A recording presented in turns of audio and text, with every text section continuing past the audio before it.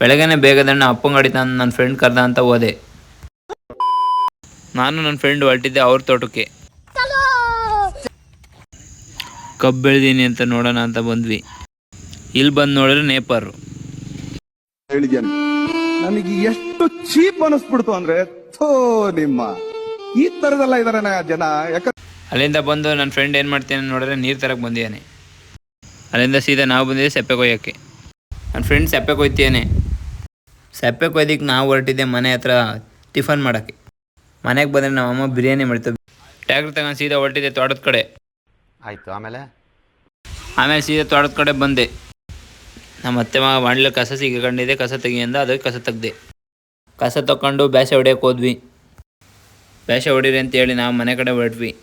ನಮ್ಮ ಹತ್ರ 3 ಲಕ್ಷದ ಗಾಡಿ ಇದ್ರೆ ಇವ್ರು ನೋಡಿ ರೋಡಲ್ಲೇ ಲಕ್ಷ ಕರ್ಕೊಂಡು ಹೋಗ್ತಿದ್ದಾರೆ. ನಾನು ನನ್ನ ಫ್ರೆಂಡ್ಸು ಬಂದಿದ್ದೆ ಹಳ್ಳ ನೋಡೋಕ್ಕೆ. ನೋಡಿ ಫ್ರೆಂಡ್ಸ್ ನೀರು ಬಂದು ಹೇಗಾಗಿದೆ ನೋಡಿ ಫ್ರೆಂಡ್ಸ್, ನೀರು ಹೇಗಾರಿದೆ ತುಂಬರೇದೊಂದು ವಿಡಿಯೋ ಹಾಕ್ತೀನಿ ನೋಡ್ಕೊಂಬನ್ನಿ. ನೋಡಿದ್ರ ಫ್ರೆಂಡ್ಸ್, ಏಡಿ ಕಾಣ್ತು, ಏಡಿ ಹೊಡಿಯೋಕ್ಕೋಸ್ಕರ ಕೋಲ್ ಮುರ್ಕೊಂತೇನೆ. ಏಡಿ ಕೈಯಾಗ ಹಿಡಿಯೋಕ್ಕಾಗಲ್ಲ, ಕೋಲ್ ತಗೊಂಡು ಹೊಡಿತೀಯಾನೆ. ಏಡಿ ಹೊಡೆದಾಯ್ತು, ಎತ್ಕೊಂತಿದ್ದೀವಿ.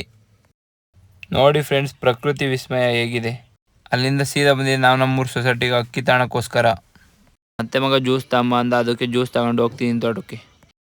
ನಮ್ಮೂರು ವೆದರ್ ಹೇಗಿದೆ ಅಂತ ಹೇಳ್ತಾ ಇಲ್ಲಿಗೆ ವಿಡಿಯೋ ಮುಗಿಸ್ತೀನಿ. ಬಾಯ್.